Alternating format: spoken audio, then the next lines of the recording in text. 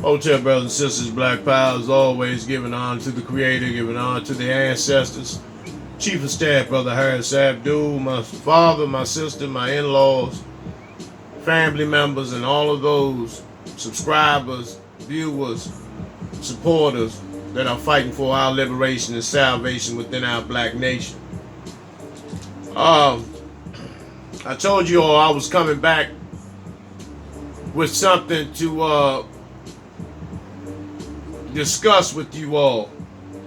And give me a second. I want to talk about this this ice monkey here. Snow gorilla, walking germ, savage. Joseph Rennick, 54 years old, who murdered a 15-year-old boy, Santonio Cox, up in St. Louis. But he's also connected with 12 other murders of children in the St. Louis area, in that whole St. Louis region. And see, this is what I'm telling you all. That they're trying their best to fulfill Donald Trump's prophecy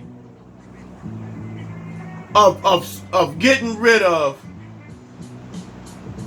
brothers and sisters and Latinos. And see, this is another thing for you Latino motherfuckers. They look at y'all, whites look at y'all as niggas too. So I wish you motherfuckers would stop turning your nose up at the black community like you are a cut above, which you're not. See, what y'all don't realize is the blacker the bird, the sweeter the juice. The stronger the flesh, the deeper the root. So y'all are more towards that European shit with that thin, stringy motherfucking hair. You know, the resistance to sunlight and all that shit. That vampire bullshit. That reptilian bullshit. And see, those are traits of a savage. Those are traits of these nocturnal motherfucking carnivore meat eaters, animal eaters, flesh eaters, flesh fuckers, animal fuckers, walking germs, thousands and thousands of diseases, carriers of so many diseases. And so it's the hatred that you have and the jealousy of not being of the original man and woman. That's all that is, because you all have everything else. Economically, financially, you have everything. Empires that were built from the blood, sweat, and tears on the backs of our ancestors. And you still have hatred. That shows there is a deep-seated jealousy for the original man and woman. But this snow dog, this mountain dog, has murdered and is connected to nearly a dozen murders of little children. You know, be a man, leave the babies out of it. Be a motherfucking man. Leave the children out of it. And, you know, every white motherfucker wants to be a hero. Every cracker wants to be a hero. The same with this this cave dog here, this cave dwelling, shit eating dog here.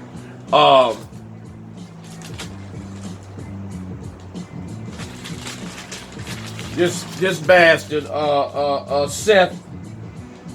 Tristan Andrew Terrell. This is the one who shot 4 people on the University of North Carolina down in Charlotte the other day.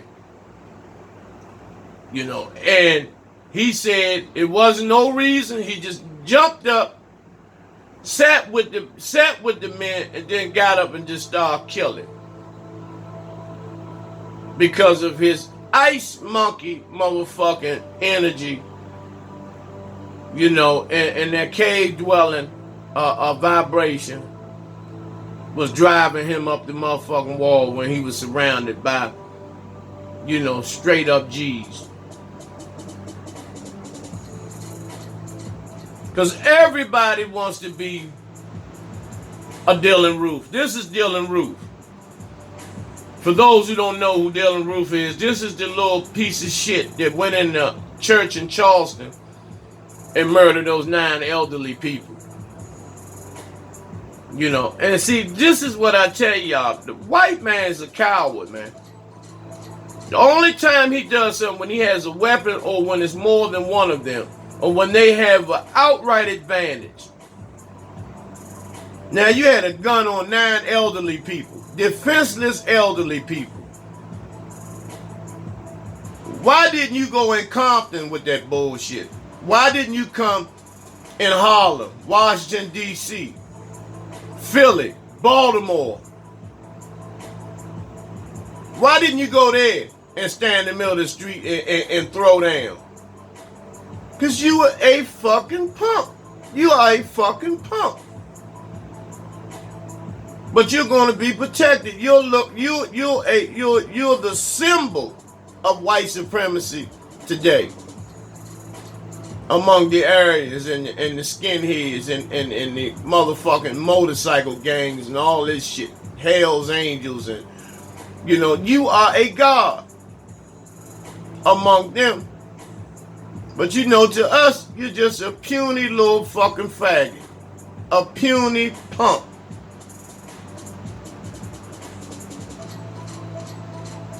And no disrespect to any gays or anything when I say that word. Because I know how y'all get oversensitive and shit.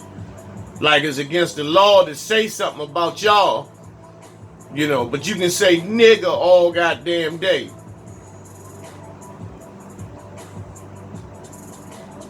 And so these shootings, man, this is not no sporadic type shit. This is you know, orchestrated events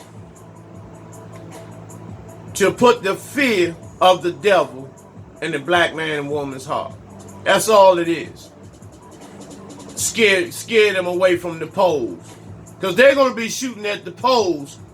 Trust me. Running you niggas away from the polls. Y'all not going to vote. You're going to be too goddamn scared to vote. Then you're going to call on people like us to walk y'all to the polls.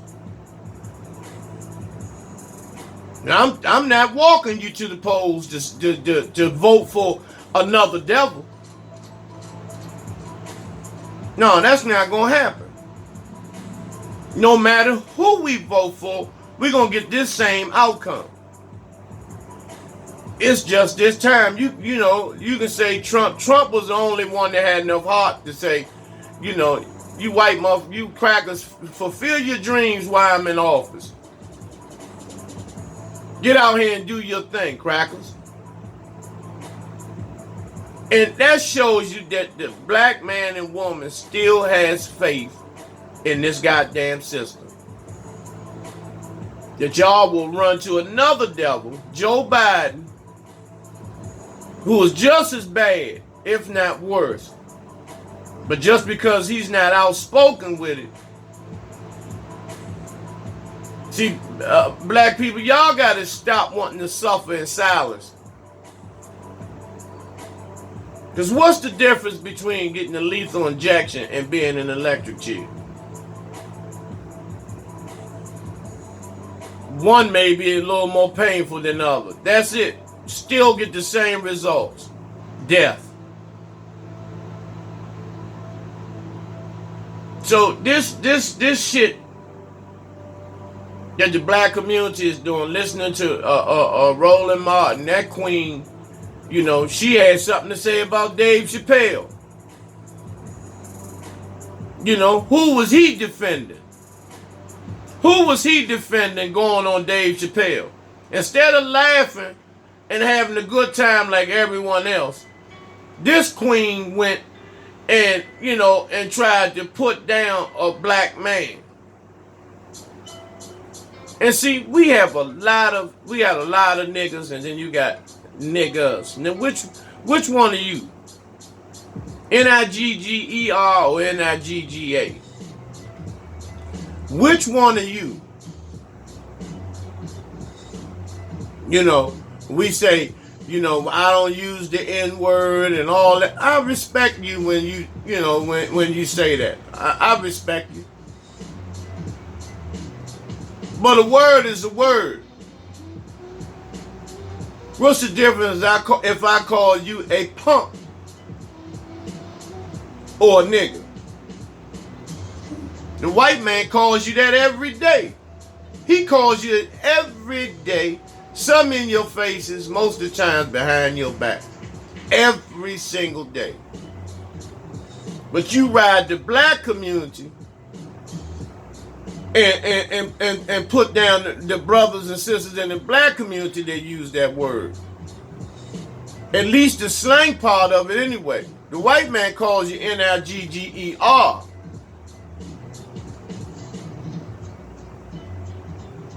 So we got a lot of shit twisted. Instead of focusing on that, let's go to the source and let's try to get our babies some salvation.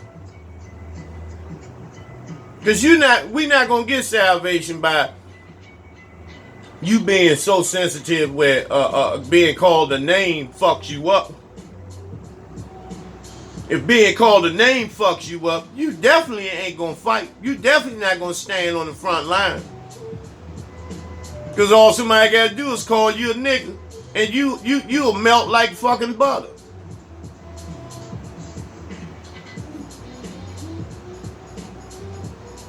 So, you know, like I said once again, they call us niggas every day. They imitate us, they dance like us, they're culture vultures, they're culture bandits, they steal everything from us, but the niggas sit back and laugh and clap their hands and commend how close the white man can act to like you. Eminem's the best rapper and all this type of shit. And, you know, come on. You know, get your lips off that white man's butt hair, man. A lot of you do that. A lot of you do that. You hate your brother. I see it in D.C. a lot. Niggas, you know, crackers on bicycles and all that. You know, they waving to the crackers and all that and won't speak to somebody that look like them. Won't even speak to their own brothers and sisters.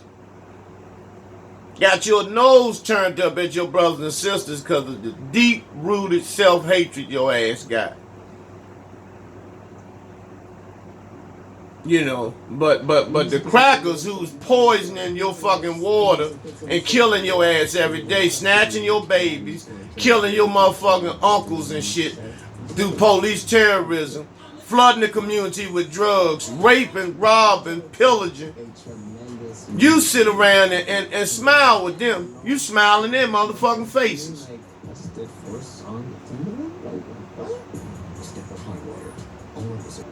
And even in Texas, this devil, this poodle here, Georgia Clark, told a Latino student that he can be deported, he and his family, if they don't respect her or was something that had something to do with respect, that they didn't bow down to her, that she could have them deported. And she tweeted Donald Trump asking for the deportation of this boy's family. And once again, I'm telling y'all, it is open season on niggas. Just like the drug trade. Once again, it's okay long as it stays in the hood. But now that white America is getting a taste of their own medicine, it's an epidemic now. We got to do something about this. We got to change the laws and all this shit. They just found enough fentanyl to kill 14 million people. 14 million. So do you think that they're going to throw that shit away? No. No. It's going to be rerouted to the black community, along with the guns and the laced marijuana. Now the marijuana is laced with fentanyl. Fentanyl laced marijuana. So when the teens, the black youth, will have a opiate heroin addiction from smoking weed. And see, but the cracker escapes that piece, because what they do is give them a license to sell medicinal weed, which is a real marijuana, untreated, no chemicals or anything. But the brothers and sisters on the street have to smoke this chemically treated, fentanyl-laced marijuana that will give you a heroin habit from smoking it.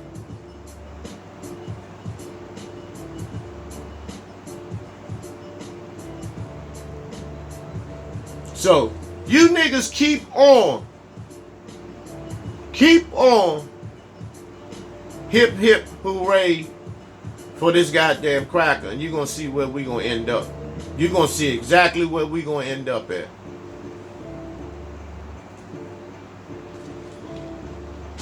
Every day, 20, 30 people, 10 people, 5 people, 8 people being shot down in cold blood by these devils. And we're not doing nothing about it. It's time to wake up, brothers and sisters. It's that time. And for those of my brothers and sisters who, my supporters and subscribers, who I do this for, I go all out for y'all. I go all out for you guys because you are worth it. You are the ones that are listening. Some of you are taking notes. Some of you are actually putting in work. Some of you are going out teaching and passing information on to the youth, to other of our brothers and sisters who are asleep. And I commend you all for that. All of you. That's why I try to reward you when you send your donations. I try to reward you with one of your favorite photos or shea butter or whatever the case may be, a book. Because I appreciate what you all are doing. You're helping us purchase book bags and pencils. Some of our children are going back to school prepared as a result of you all. But I want to do something on a nationwide level. But we got to work together, brothers and sisters. We got to come together. That's why I'm trying to open up more and more chapters in all the inner cities. Because some of you all have the ability, the strength, the mindset, the patience to run a street law soldiers movement in your town. Just got to have the heart. But those who are interested, brothers and sisters, give me a call. And as always, as I depart, brothers and sisters, I leave you with the famous greeting, brothers and sisters. Hotep, Black Power.